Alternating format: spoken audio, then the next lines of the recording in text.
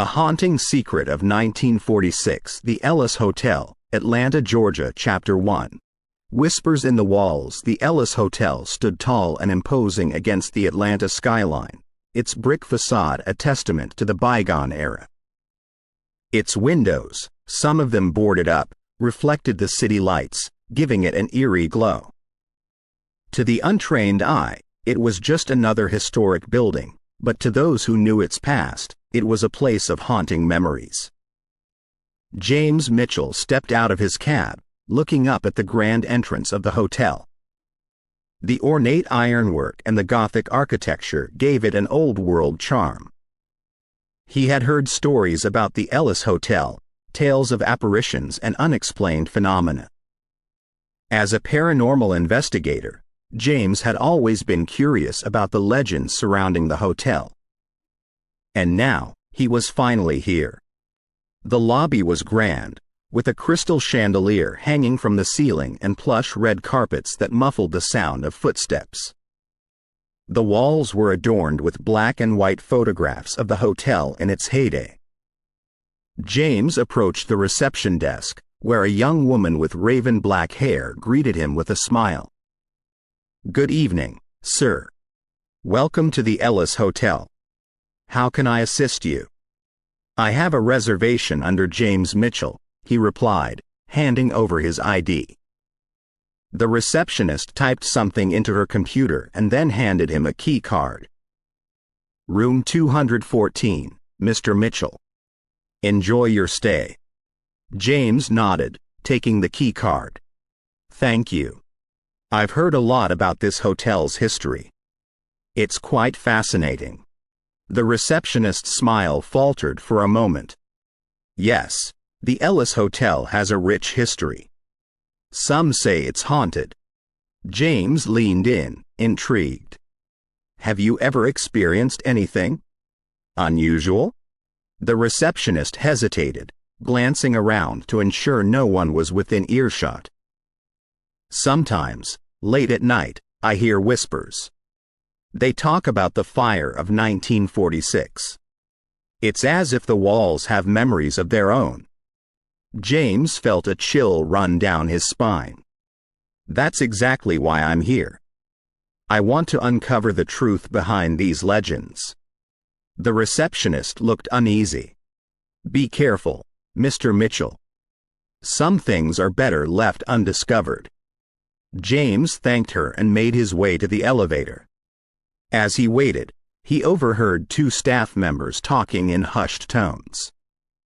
"Did you hear about the guest in room 307? She said she saw an apparition in the hallway last night," one of them whispered. The other staff member shuddered. "I don't like going to the upper floors after dark. There's something unsettling about this place." The elevator doors opened, and James stepped in, pressing the button for the second floor. As the doors closed, he was transported back in time, to the fateful night of the fire. Flashback: the hotel was bustling with activity, guests laughing and chatting, completely unaware of the impending doom. Eliza, a young journalist, was in the hotel's library, poring over documents. She had stumbled upon a dark secret, something that could jeopardize the reputation of the hotel's owner. She knew she had to expose the truth, but she was running out of time. Suddenly, she smelled smoke. Panic set in as she realized the hotel was on fire. She rushed out of the library, trying to warn the guests, but the flames were spreading rapidly. The corridors were filled with smoke, making it difficult to breathe. Eliza tried to find an escape route, but the fire was everywhere. She could hear the screams of the trapped guests, their cries for help echoing through the hallways. The last thing she remembered was the intense heat and the feeling of despair. End of flashback. The elevator jolted, bringing James back to the present. He stepped out onto the second floor, the weight of the hotel's tragic past weighing heavily on him. He could feel the presence of the spirits, their pain and anguish palpable in the air. James made his way to room 214, his heart racing. He knew he was on the brink of uncovering the truth, and he was determined to get to the bottom of the Ellis Hotel's haunted history. As he unlocked the door and stepped into the room, the temperature dropped noticeably. The room was dimly lit, with antique furniture and faded wallpaper. James could feel the energy in the room, a mix of sadness and anger. He took out his voice recorder, ready to document any paranormal activity. "This is James Mitchell, paranormal investigator, documenting my stay at the Ellis Hotel. It's currently 9:45 p.m., and I'm in room 214. As he spoke, he heard a faint whisper, "Help me." James froze, his heart pounding in his chest. He knew he was not alone. The journey to uncover the truth had just begun. Chapter 2. Echoes of the past. The room was silent, save for the soft hum of the air conditioner and the distant sounds of the city outside. James had barely settled into the plush armchair when a sudden, acrid smell filled the room. It was unmistakable, the pungent odor of smoke. He shot up, scanning the room for any signs of fire, but everything seemed in order. The scent, however, grew stronger, making his eyes water and his throat itch. Suddenly, the room's temperature dropped and the lights flickered. James felt a presence, a weight in the room that hadn't been there before. He turned slowly, his heart pounding in his chest, and there, by the window, stood an apparition.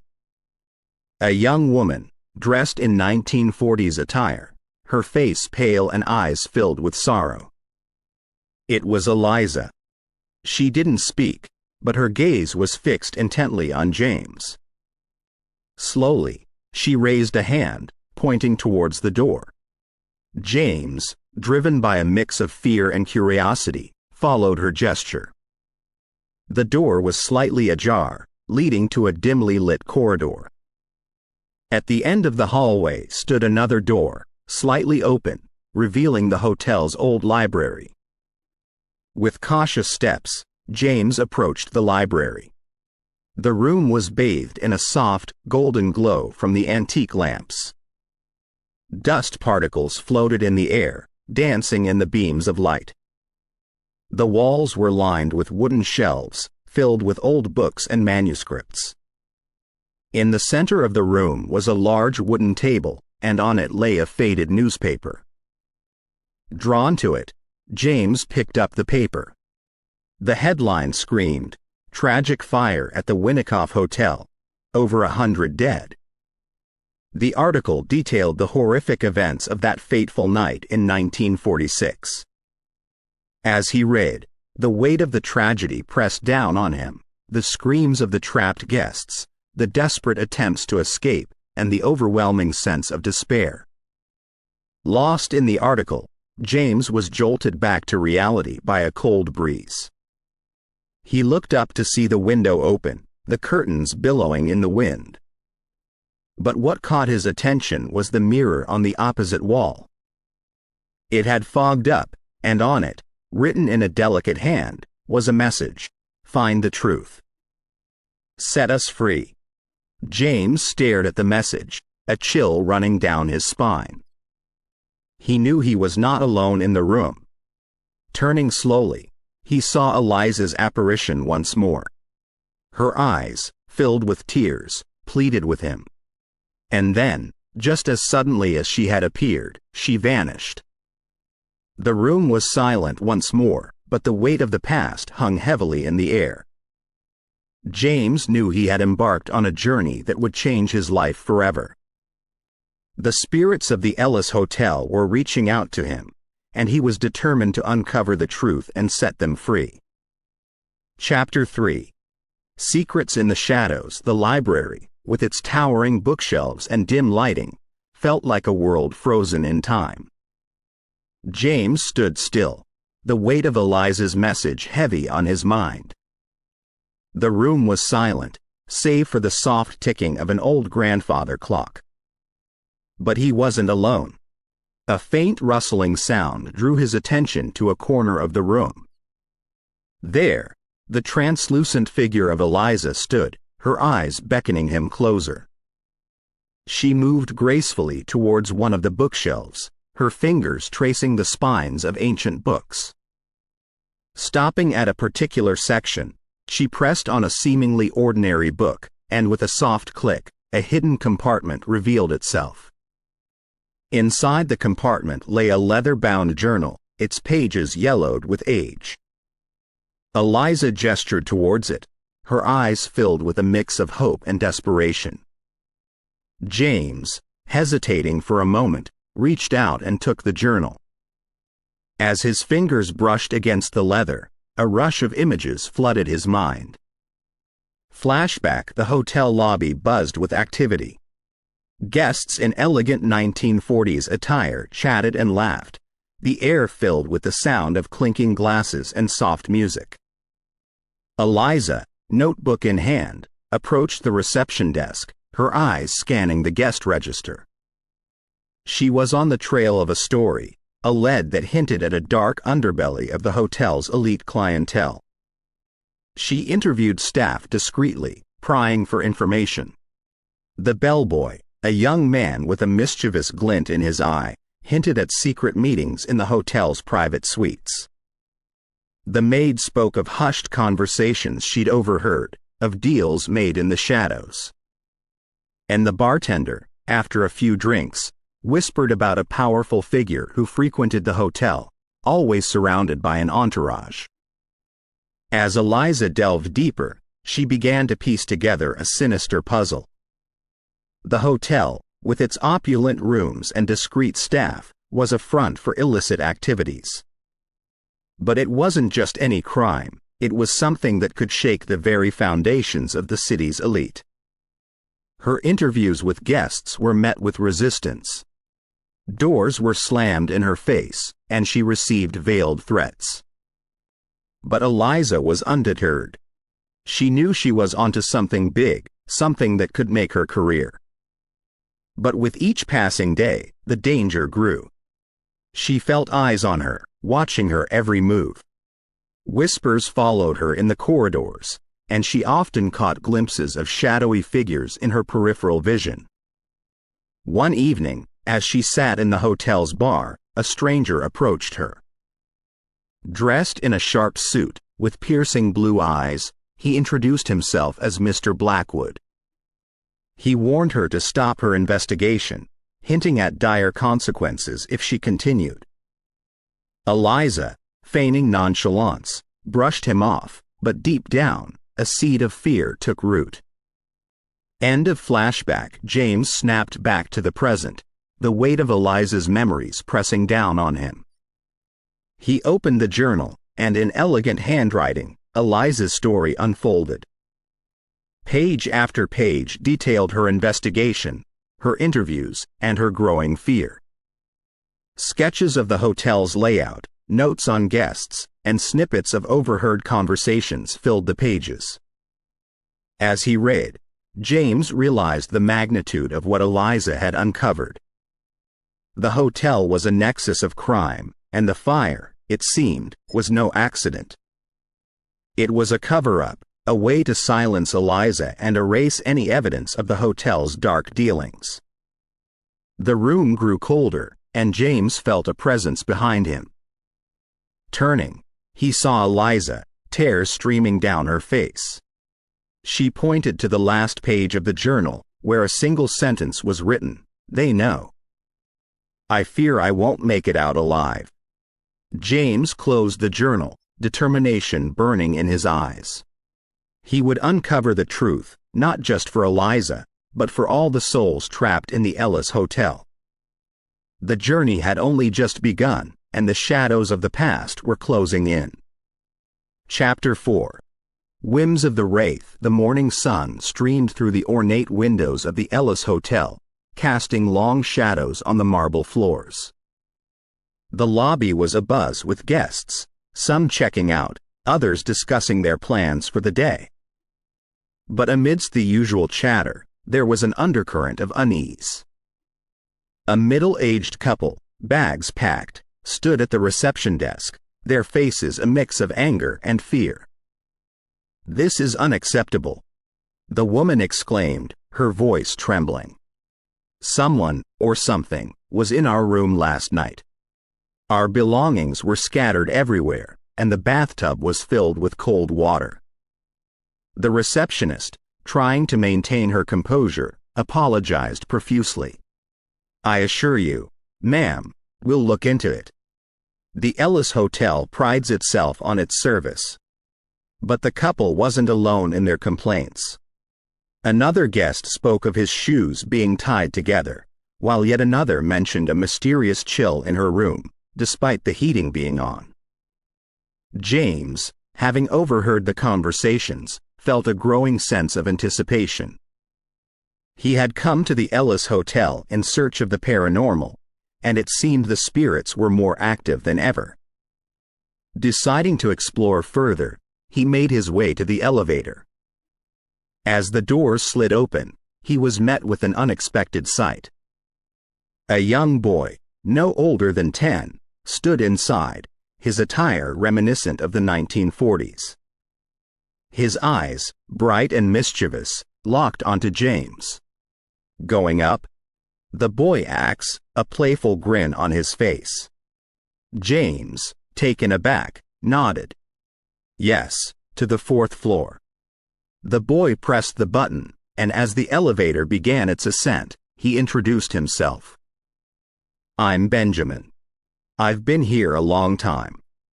James, realizing he was in the presence of another spirit, replied, "I'm James. I'm here to uncover the truth about the hotel's past." Benjamin's playful demeanor changed, his eyes taking on a serious tone. "Then you must be looking for Eliza. She was my friend." Flashback: the hotel's rooftop garden was a haven for guests, a place to escape the hustle and bustle of the city. But for Benjamin and Eliza, it was a secret meeting spot. The two would often sit on the wrought iron benches, discussing the latest gossip and sharing secrets. Eliza, with her journalist's instincts, had a knack for uncovering hidden truths. And Benjamin, with his mischievous ways, often provided her with valuable information. He would eavesdrop on guests, listening to their whispered conversations and picking up on details others might miss. One evening, as the sun set over the city, Benjamin handed Eliza a folded piece of paper. "I found this in Mr. Blackwood's suite," he whispered, his eyes wide with fear. "It's a list of names, and there's a lot of money involved." Eliza, scanning the document, realized the gravity of the situation. The hotel was at the center of a vast criminal network, and the stakes were higher than she had ever imagined. End of flashback. The elevator came to a stop, jolting James back to the present. Benjamin, his face now somber, handed James a small, tarnished key. "This will help you," he said, his voice barely above a whisper. "Look for the locked drawer in the library. But be careful. They're watching." As the elevator doors opened, Benjamin vanished, leaving James alone with the key and a growing sense of urgency. He knew he was on the right track, but the path ahead was fraught with danger. The spirits of the Ellis Hotel were guiding him, and he was determined to uncover the truth, no matter the cost. Chapter 5. Shadows of the Unsaid. The grand dining hall of the Ellis Hotel was a marvel of architecture. Crystal chandeliers hung from the ceiling, casting a warm glow over the room. The walls, adorned with intricate woodwork and paintings of landscapes, echoed tales of grandeur from a bygone era. Guests sat at their tables, engrossed in conversations, the clinking of silverware against porcelain creating a harmonious background symphony. James had decided to take a break from his investigation and enjoy a meal. As he made his way to a vacant table by the window, he suddenly felt an intense cold spot, causing him to shiver involuntarily. The sudden drop in temperature was palpable, and he could see his breath in the air. The chatter in the room seemed to fade, replaced by an eerie silence. From the corner of his eye, he noticed a figure standing by the entrance. A woman, dressed in an elegant gown from the 1940s, her hair neatly tied in a bun. Her eyes, filled with sadness and urgency, were fixed on James. As their gazes met, James felt a connection, a pull towards the spirit. It was Margaret. She moved closer, her form gliding effortlessly. The room around them seemed to blur, the guests and their conversations fading into the background. It was as if time had stopped, and they were in a world of their own. James, Margaret's voice was soft, filled with a mix of concern and desperation. "You must be careful. Clarence is watching." James, taken aback, replied, "Who is Clarence?" Margaret hesitated, her eyes darting around the room as if expecting someone to appear. "He was involved in the crime. He's powerful, even in death. He won't let you uncover the truth." Flashback: the hotel's corridors were dimly lit, the only source of light coming from the occasional wall sconce. Margaret, a chambermaid at the hotel, was making her rounds, her cart filled with fresh linens and cleaning supplies. As she approached one of the suites, she heard raised voices coming from inside. Curiosity getting the better of her, she pressed her ear against the door. Two men were engaged in a heated argument, their voices filled with anger and frustration. "You promised me this would go smoothly, Clarence," one voice exclaimed. "And it will," replied the other, which Margaret recognized as belonging to Clarence, a frequent guest at the hotel. "But we need to ensure there are no loose ends. That journalist, Eliza, she's getting too close." Margaret's heart raced as she realized the gravity of the conversation. She had heard rumors about the hotel's involvement in illicit activities, but this was confirmation. She needed to warn Eliza. End of flashback. Margaret's spirit, her form now more translucent, reached out, placing a delicate silver locket in James's hand. "This will protect you," she whispered. "It's been in my family for generations. Wear it close to your heart." James, feeling the weight of the locket, nodded. "Thank you, Margaret. I promise to uncover the truth and bring justice to all the souls trapped here." Margaret smiled, a hint of relief in her eyes. "Be careful, James. The past has a way of catching up, and the shadows of the Ellis Hotel are filled with secrets." With that, she vanished, leaving James alone in the dining hall. The chatter and laughter of the guests resumed, the world returning to its normal pace. But for James, the journey had taken a darker turn. Armed with Margaret's warning and the protective charm, he was more determined than ever to uncover the truth and lay the restless spirits of the Ellis Hotel to rest. Chapter 6. Ashes of Deceit. The library of the Ellis Hotel, with its towering bookshelves and dim lighting, was a sanctuary for James. He sat at the large wooden table, Eliza's journal spread out before him. The pages, filled with her elegant handwriting, detailed her investigation into the hotel's dark secrets. With each entry, the magnitude of the crime became clearer.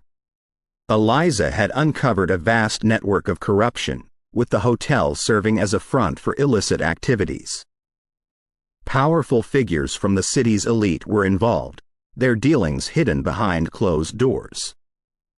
But what caught James's attention was a series of coded messages, scribbled in the margins of the journal. Using the key Benjamin had given him, James began to decipher the messages. Hours passed, the room growing darker as the sun set outside. And then, with a sudden realization, the pieces fell into place. The fire, The tragic event that had claimed so many lives was no accident.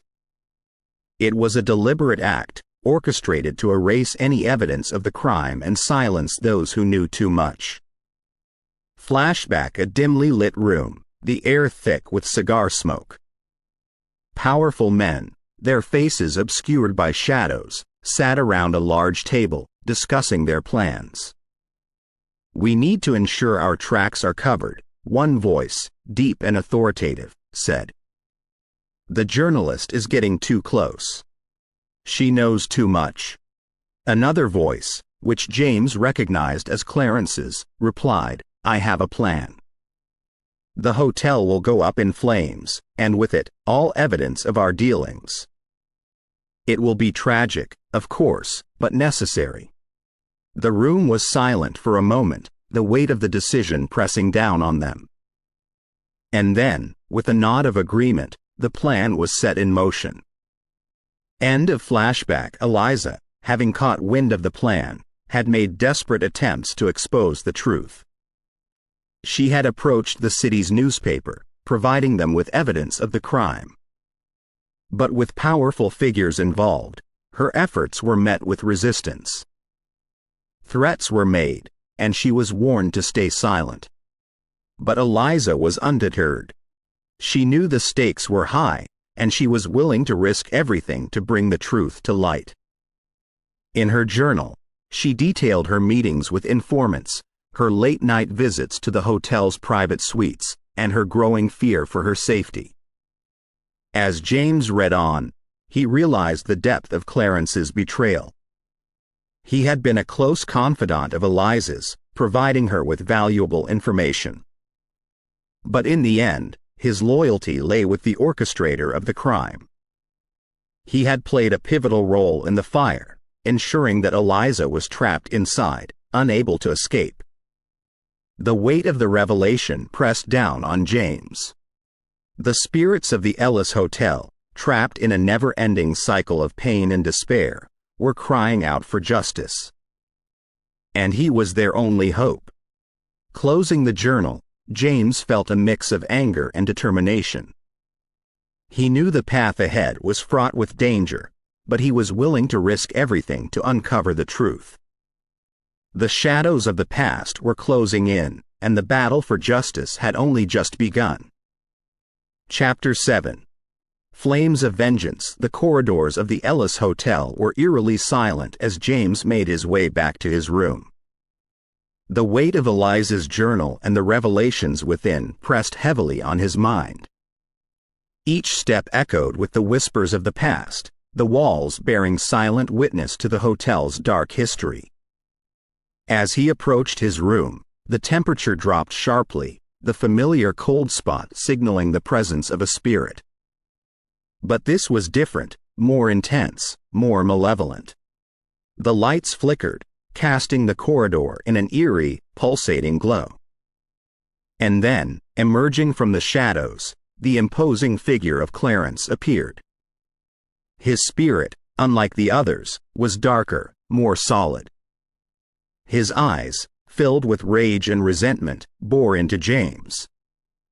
"You should have left well enough alone," he hissed, his voice dripping with malice. James, trying to mask his fear, replied defiantly, "I'm here to uncover the truth, to bring justice to the souls trapped in this hotel." Clarence laughed, a cold, hollow sound that sent shivers down James's spine. "You think you can stop me? I've been here for decades, watching, waiting. The hotel is mine, and you are nothing but a nuisance." With that, Clarence lunged at James, his form passing through him. The sensation was overwhelming, a mix of cold and heat, pain and despair. James stumbled back, gasping for breath, the world around him spinning. That night, as James lay in bed, sleep eluded him. The events of the day weighed heavily on his mind, and he was filled with a sense of foreboding. And when sleep finally came, it was anything but restful. He found himself in the hotel, but it was different, engulfed in flames. The heat was intense, the smoke suffocating. Screams echoed through the corridors, the desperate cries of the trapped guests. And amidst the chaos, the figure of Clarence appeared, laughing maniacally as the flames consumed everything in their path. James tried to move, to escape the inferno, but his feet were rooted to the spot. The flames closed in, the heat becoming unbearable. And just as he felt himself succumbing to the fire, he jolted awake, drenched in sweat, his heart racing. Flashback: the hotel's private suite was lavishly decorated, a testament to the wealth and power of its occupants. Clarence sat at the bar, a glass of whiskey in hand, deep in thought. He had played his part, ensuring the fire would erase all evidence of the crime. But as the flames consumed the hotel, a realization dawned on him. He had been betrayed. The orchestrator of the crime, the man he had trusted, had double-crossed him. The fire was not just a cover-up, it was a way to eliminate all loose ends, including Clarence. As the flames closed in, trapping him in the suite, his final moments were filled with a mix of rage and despair. End of flashback. The morning sun streamed through the window, casting a warm glow over the room. James, despite the exhaustion weighing him down, felt a renewed sense of purpose. The spirits of the Ellis Hotel, trapped in a never-ending cycle of pain and despair, were crying out for justice. And he was their only hope. Determined to honor their memory, James began to piece together the evidence, compiling a detailed account of the crime and the events leading up to the fire. He knew the path ahead was fraught with danger, but he was willing to risk everything to expose the truth and lay the restless spirits to rest. Chapter 8. Whispers from the Vale. The grand ballroom of the Ellis Hotel, once a hub of opulent parties and gatherings, now stood silent, its grandeur a mere echo of the past. The room was dimly lit, the only source of light coming from a circle of candles placed in the center. Around them sat a group of individuals, their faces a mix of anticipation and fear. At the head of the circle was Mrs. Caldwell, a renowned medium known for her ability to communicate with the spirit world. Her reputation had brought her to the Ellis Hotel, where she hoped to make contact with the restless spirits trapped within its walls. James sat opposite her, his eyes fixed on the flickering flames. The weight of the past few days pressed heavily on him, and he hoped the séance would provide answers. Mrs. Caldwell, her voice soft and soothing, began the ritual. "Spirits of the Ellis Hotel, we seek to communicate with you. We come in peace, with the hope of understanding and healing." The room grew colder, the candles flickering as a gust of wind swept through. And then, with a sudden intensity, the spirit of Eliza appeared. Her form, translucent and ethereal, hovered above the circle, her eyes filled with sadness. "I tried to expose the truth," she whispered, her voice filled with pain. "But they silenced me, trapping me in this never-ending cycle of despair." Benjamin, his playful demeanor replaced by a somber expression, appeared next to her. "I was just a boy," he said, tears streaming down his face. "I didn't deserve this fate." Margaret, her spirit radiating a protective aura, joined them. "I tried to warn Eliza, to keep her safe. But the forces at play were too powerful." As the spirits shared their stories, the room was filled with a mix of emotions, anger, sadness, and a desperate longing for justice. But the séance was far from over. With a sudden intensity, the room was plunged into darkness, the candles extinguished. A cold, malevolent presence filled the space, and the spirit of Clarence emerged. His form, darker and more solid than the others, radiated anger and resentment. "You dare to communicate with them?" he hissed, his voice dripping with malice. "You have no idea what you're dealing with." The room shook, the walls cracking as objects flew through the air. The guests screamed, trying to escape the chaos, but the doors were locked, trapping them inside. Mrs. Caldwell, her voice filled with authority, stood her ground. "Clarence, you have no power here. We seek to bring peace to the spirits of the Ellis Hotel, and you will not stand in our way." Clarence, his form flickering, let out a roar of frustration before disappearing, leaving the room in disarray. The guests, shaken by the events, turned to Mrs. Caldwell for guidance. She, taking a deep breath, addressed James. "The spirits of the Ellis Hotel are trapped in a never-ending cycle of pain and despair. But there is hope. You have the power to help them find peace." James, his determination renewed, nodded. "I will do whatever it takes." Mrs. Caldwell, her eyes filled with wisdom, replied, "The path ahead is fraught with danger, but you are not alone. The spirits will guide you, and together, you will uncover the truth and lay them to rest." Chapter 9. Echoes of the unseen. The night was still, the moon casting a silvery glow over the Ellis Hotel. James, unable to sleep, stood by the window of his room, lost in thought. The weight of the past few days pressed heavily on him, the voices of the spirits echoing in his mind. Suddenly, the room grew cold, the familiar sensation signaling the presence of a spirit. And then, with a soft glow, Eliza's spirit appeared. Her form, translucent and ethereal, hovered before him, her eyes filled with urgency. "James," she whispered, her voice filled with desperation. "Time is running out. You must act quickly." James, taken aback, replied, "I'm doing everything I can, Eliza. But I need more information." Eliza, her form flickering, nodded. "I know. And that's why I'm here." Flashback. The hotel's corridors were dimly lit, the only source of light coming from the occasional wall sconce. Eliza, clutching a bundle of papers, made her way to her room. She had uncovered evidence of the crime, documents that would expose the orchestrator and bring him to justice. But she knew she was being watched. The hotel staff, loyal to the orchestrator, were keeping a close eye on her, reporting her every move.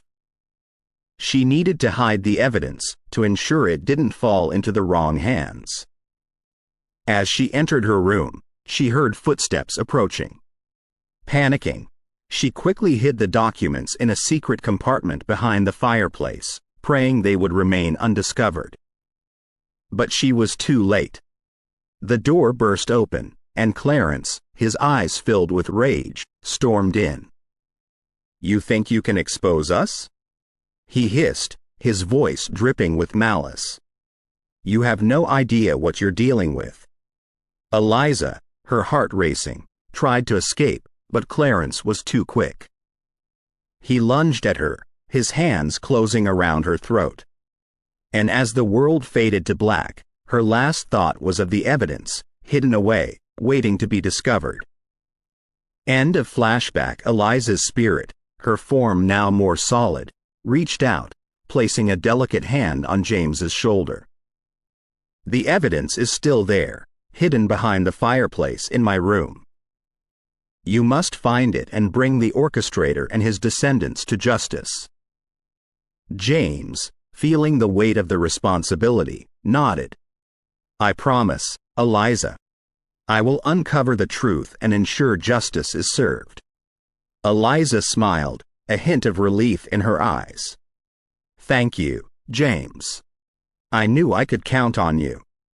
With that, she vanished, leaving James alone in the room.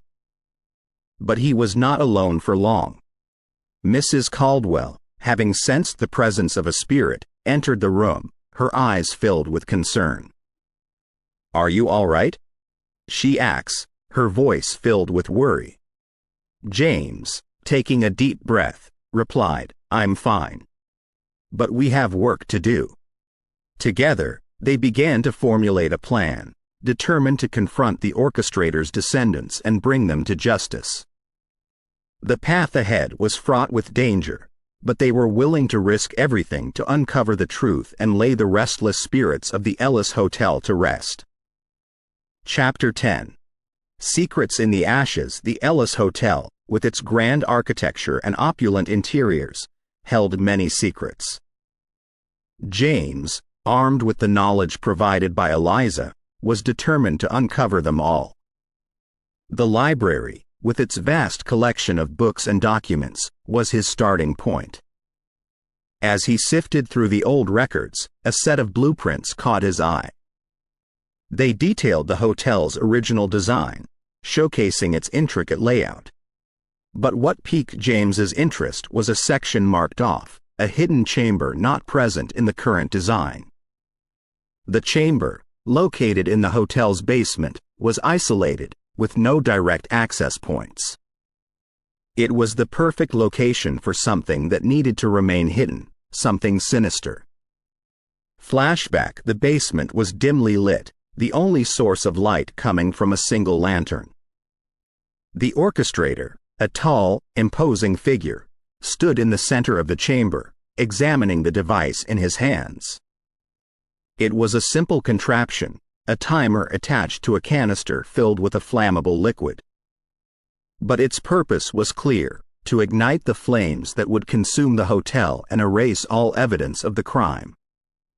The orchestrator, his face obscured by shadows, set the timer, ensuring it would go off in the early hours of the morning when the hotel's guests were fast asleep. With a satisfied nod, he placed the device in the center of the chamber, the flame's ignition point. As he made his way out, he paused, taking a moment to savor the thought of the impending destruction. The hotel, with its grandeur and history, would be reduced to ashes, and with it, all traces of his dark deeds. End of flashback. James, the weight of the revelation pressing down on him, made his way to the basement. The chamber, hidden behind a false wall, was just as the blueprints had shown. And in the center, the remnants of the device used to start the fire. It was a chilling sight, a testament to the orchestrator's ruthlessness. The device, though damaged by time, was still intact, its purpose clear. James, taking a deep breath, carefully collected the remnants, ensuring they would serve as evidence of the crime. As he made his way out, a soft glow caught his eye. Eliza's spirit, her form translucent and ethereal, appeared before him, her eyes filled with gratitude. "Thank you, James," she whispered, her voice filled with emotion. "You have uncovered the truth, bringing us one step closer to justice." James, his determination renewed, nodded. "I promise, Eliza. I will ensure the orchestrator and his descendants are brought to justice."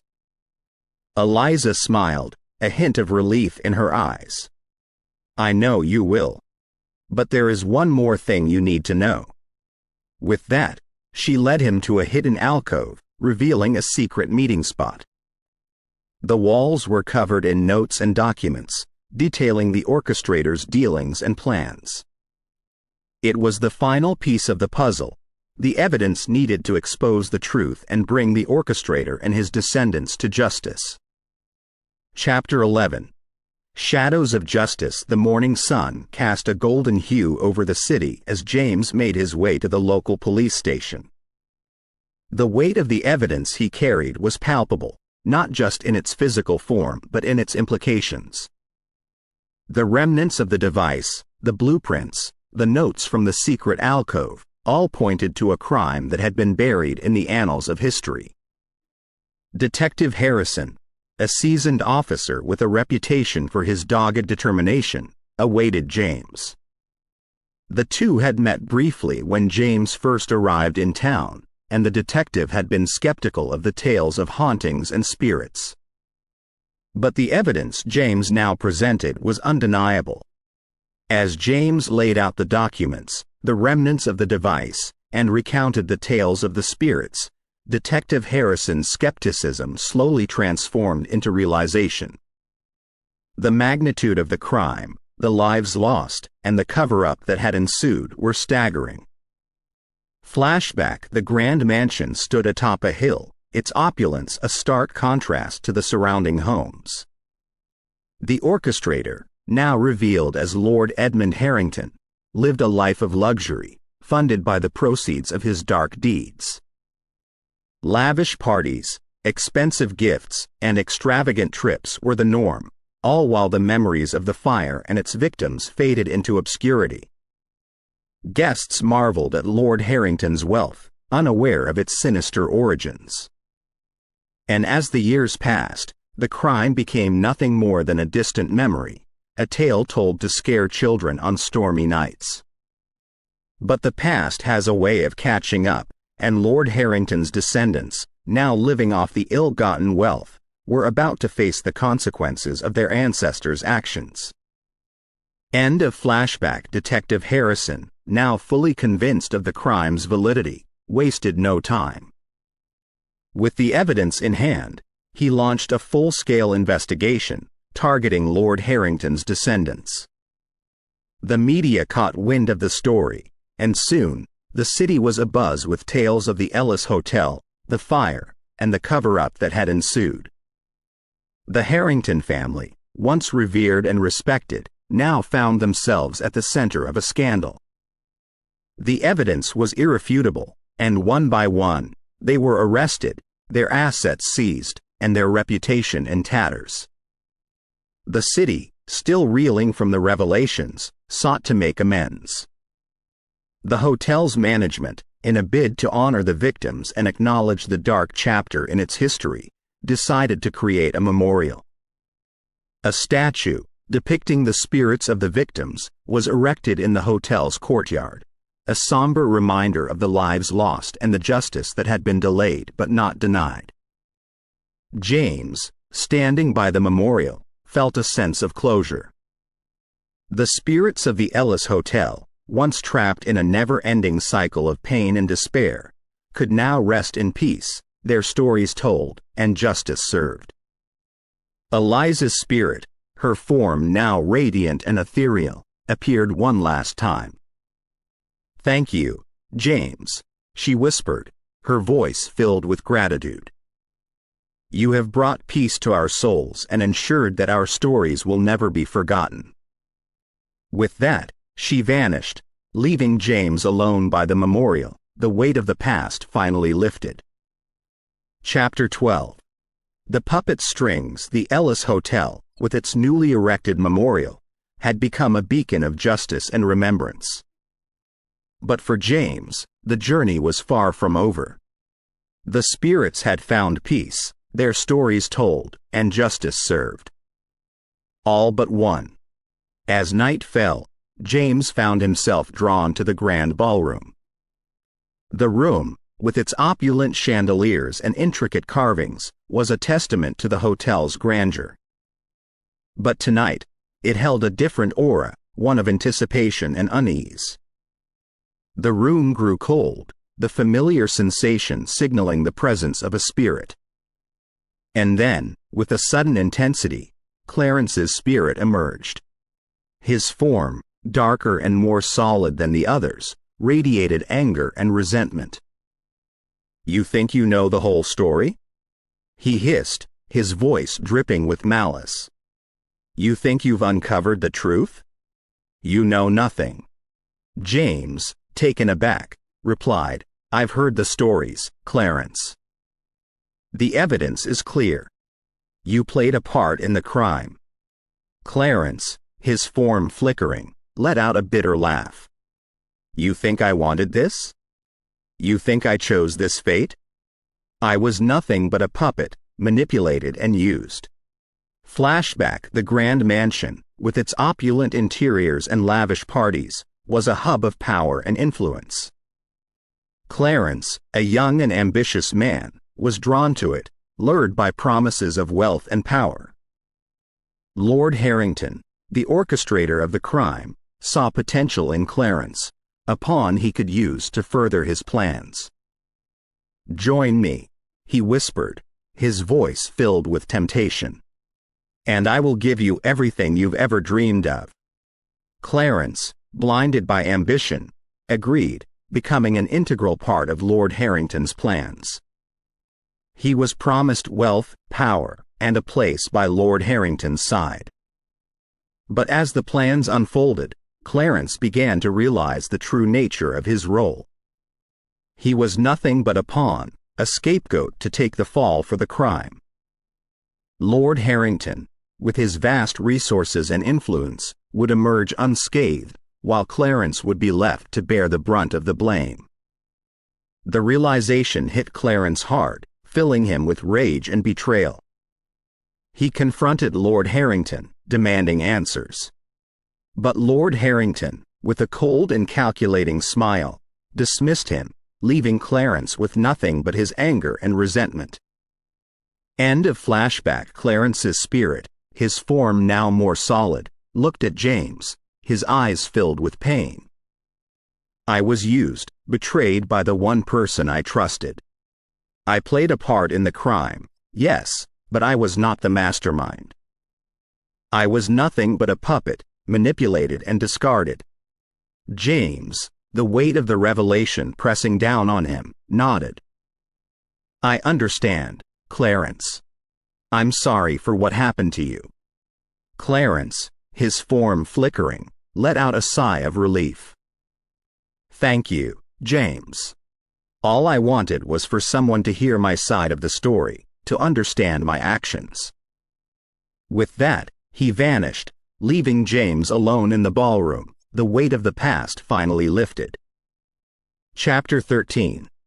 Echoes of the past. The Ellis Hotel, with its grand architecture and rich history, had seen its fair share of confrontations. But none would be as intense or as otherworldly as the one that was about to unfold. The hotel lobby, usually bustling with guests and staff, was eerily silent. The grand chandelier, with its intricate designs and sparkling crystals, cast a soft glow over the room. But tonight, it served as a backdrop to a confrontation that had been centuries in the making. Eliza's spirit, her form radiant and ethereal, stood at one end of the lobby. Her eyes, filled with determination and resolve, were fixed on the figure at the opposite end, Clarence. His form, darker and more solid than Eliza's, radiated anger and resentment. The two spirits, once allies, now stood on opposite sides, their past actions and decisions leading them to this moment. Flashback. The hotel, in its prime, was a hub of activity. Guests from all walks of life flocked to its grandeur, seeking luxury and comfort. But for Eliza and Clarence, it was a place of secrets and betrayals. The two, once close allies, had grown apart, their differing views and ambitions driving a wedge between them. Their final argument, in the hotel's grand ballroom, was intense and heated. Eliza, with tears in her eyes, pleaded with Clarence, urging him to see reason. "We can't go through with this," she whispered, her voice filled with emotion. "Too many lives are at stake." Clarence, his face contorted with anger, shot back, "It's too late, Eliza. The plans are in motion. There's no turning back." The two, their emotions running high, continued to argue, their voices echoing through the grand ballroom. But as the minutes turned to hours, it became clear that neither would back down, their convictions and beliefs driving them further apart. End of flashback. The spirits, their forms flickering, reenacted their final moments. The argument, the emotions, the decisions, all played out in the hotel lobby, providing a glimpse into the past and the events that led to the tragic fire. James, watching from a distance, felt a mix of emotions. Sympathy for Eliza, anger at Clarence, and a deep sense of sadness for the lives lost. But he knew that this confrontation was necessary, a chance for the spirits to find closure and move on.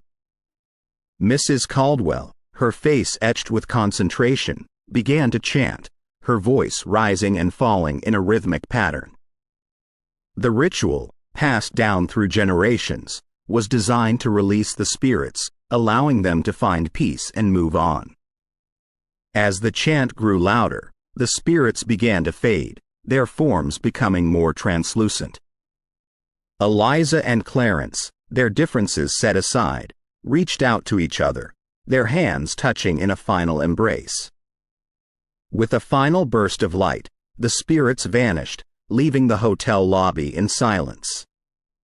The confrontation, intense and emotional, had come to an end, providing closure to a chapter that had been left open for centuries.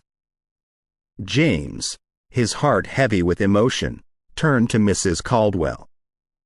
"It's over," he whispered, his voice filled with relief. Mrs. Caldwell, her face showing signs of exhaustion, nodded. "Yes, it's over. The spirits have found peace, and the hotel can finally move on." Chapter 14.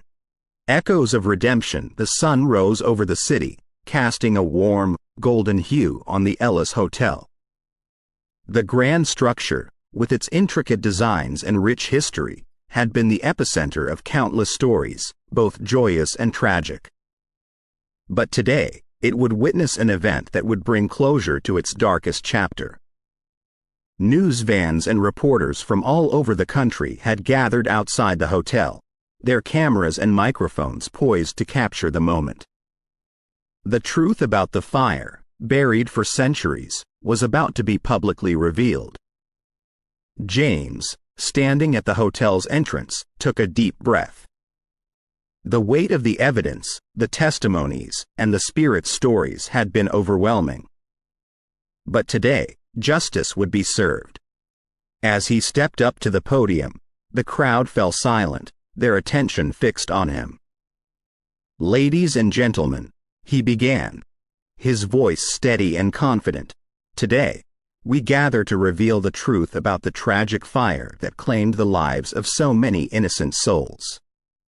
Flashback. The city, in 1946, was a bustling metropolis, its streets filled with people going about their daily lives.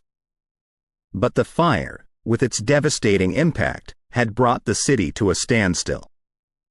News of the tragedy spread like wildfire, with newspapers and radio stations covering the event in detail.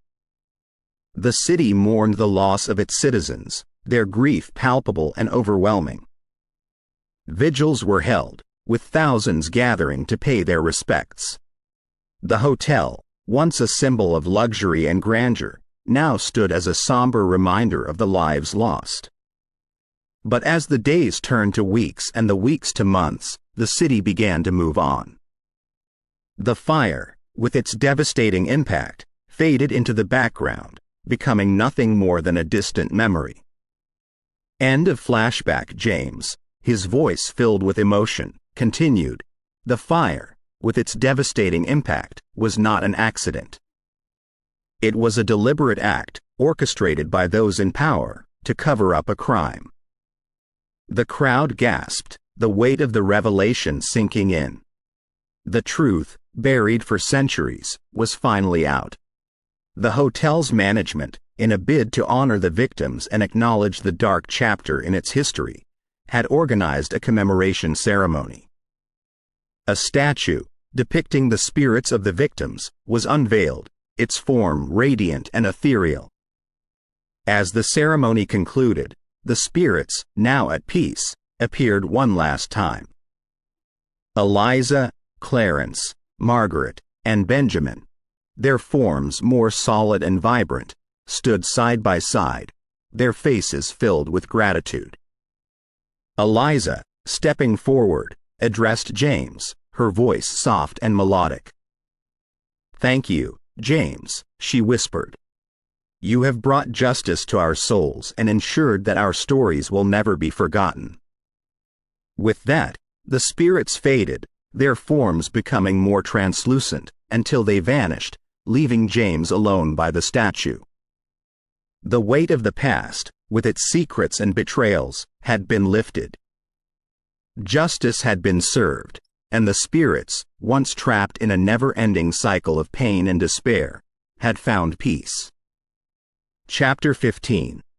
Legacy of the Whispering Walls. The Ellis Hotel, once a symbol of opulence and grandeur, had transformed. Its walls, which had witnessed countless tales of joy, sorrow, betrayal, and redemption, now stood as a testament to justice, truth, and the indomitable spirit of those who sought it. Months had passed since the revelation of the fire's true origins. The city, once in shock, had rallied around the hotel, turning it into a beacon of hope and resilience.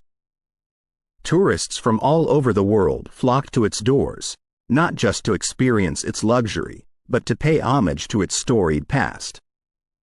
James, having been at the epicenter of the revelations, had found a new purpose. He had taken to pen and paper, documenting his experiences, the spirits' tales, and the journey to justice.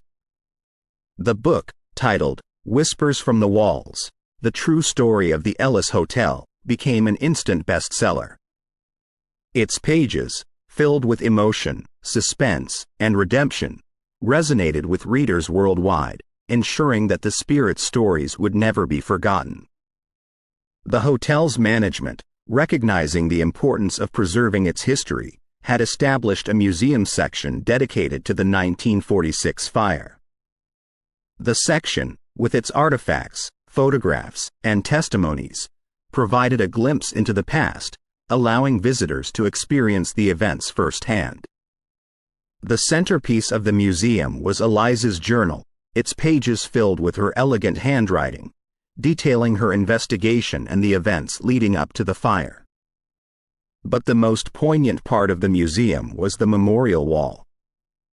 It bore the names of all the victims, etched in gold, with a single quote at its center, in memory of those who sought the truth and found it. As night fell, the hotel, with its soft lighting and serene ambiance, took on a different aura. The grand ballroom, once the site of lavish parties and celebrations, now stood silent, its walls echoing with the whispers of the past. In a corner of the ballroom, 4 figures emerged. Eliza, Benjamin, Margaret, and Clarence, their forms ethereal and radiant, stood side by side, watching over the hotel. Their faces, once marred by pain and sorrow, now radiated peace and contentment. Eliza, her eyes filled with gratitude, looked at the others. "We did it," she whispered, her voice soft and melodic. "Our stories have been told, and justice has been served." Benjamin, with a mischievous glint in his eyes, replied, "And we have James to thank for it." Who would have thought that a simple guest would become our voice?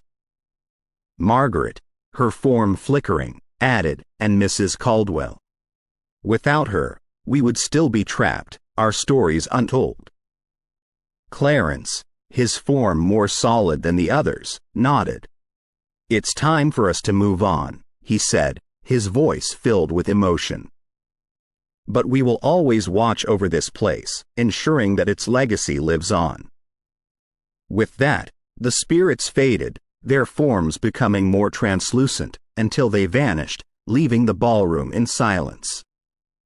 The Ellis Hotel, with its rich history and legacy, stood tall, a symbol of justice, truth, and the indomitable spirit of those who sought it.